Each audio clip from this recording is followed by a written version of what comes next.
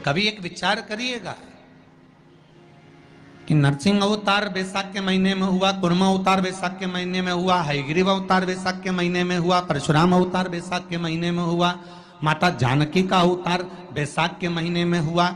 आखिर बैसाख के महीने में, माधव महीने में इतनी महत्वता क्यों?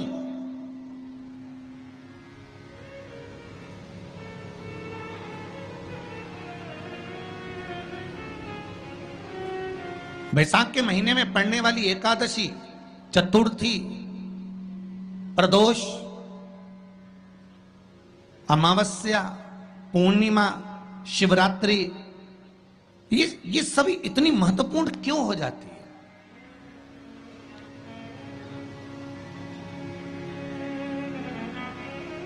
इसकी महत्वता इतनी प्रबल क्यों हो जाती है? किस लिए?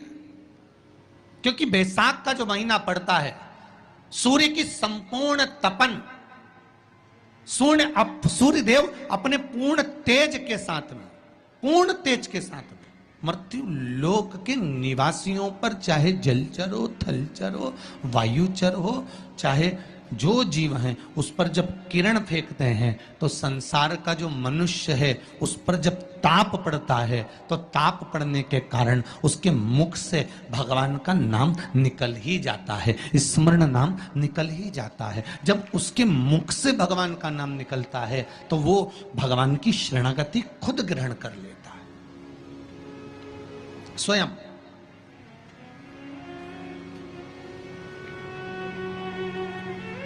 शरणागति ग्रहण कर लेना। बैसाख की पोथी पढ़ते हो आप लोग? आप में से अगर कोई पढ़ता हो बैसाख महीने की पोथी, तो उसमें एक वर्णन आता है, जिस समय पर मेरे राम जी महाराज वन के लिए जा रहे थे, तब भगवान श्री दशरथ जी महाराज ने राम जी से कह दिया था कि वन में जाते जाते पार्थिव लिंग का पूजन करना और शिव की आराधना करना। शिवलिंग की आराधना, शिव का पूजन बहुत जरूरी। सारे देवताओं का पूजन करना सरल है, सारे देवताओं की आराधना करना सरल है, सारे देवताओं को वंदन करना सरल है, क्योंकि उनको आप वंदन भी कर सकते हैं, आराधना भी कर सकते हैं, पूजा भी कर सकते हैं।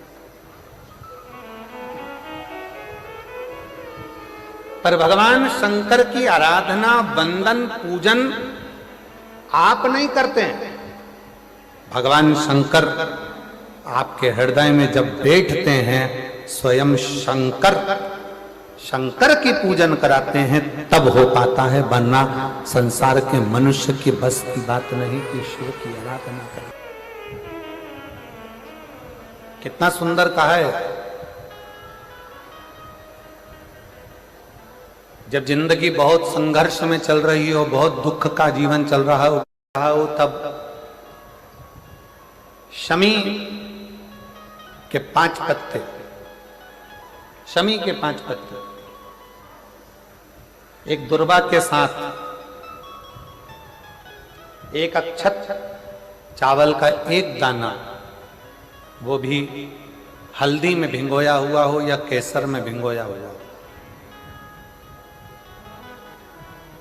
शमी पत्र 5, एक दुर्वा, एक चावल का दाना, जो दिल से, हृदय से बेलपत्री के वृक्ष के नीचे पार्थिव लिंग का निर्माण कर मट्टी का शिवलिंग बनाकर प्रदोष काल में, मतलब शाम के समय पर शिवलिंग बनाकर उस पे जल चढ़ाकर, जो ये 5 शमी का पत्र, एक दुर्वा और एक चावल का दाना, अपनी कामना कर जो दुख चल रहा है, बाबा से विनय कर एक एक पत्ता जब समर्पित कर दे, फिर एक दुर्वा समर्पित कर दे, फिर एक चावल का दाना समर्पित कर दे और बाबा का वहीं पर पुनः विसर्जन कर दे, 3 महीना तो जाने दो, 15 दिन के अंदर वो दुख कटता जरूर है, चाहे कोई भी दुख।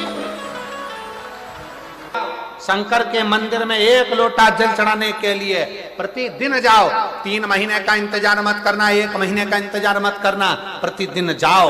और जिस दिन अपने मन में आपको आ जाए कि आज दिल बड़ा दुखी है, मन बहुत अशांत है, चुप बैठकर शंकर जी का कोई शिवलिंग, शंकर का कोई मंदिर, कोई शिवालय तुम्हारे घर के पास में हो तो 2 मिनट नंदी के पास बैठो, एक बेलपत्र अपने बीच वाली उंगली का जो बेलपत्र का जो डंडी है, ये बीच वाली उंगली के पास रखकर अपने हाथ को इस तरह से दबाकर श्री शिवाय नमस्तुभ्यं, श्री शिवाय।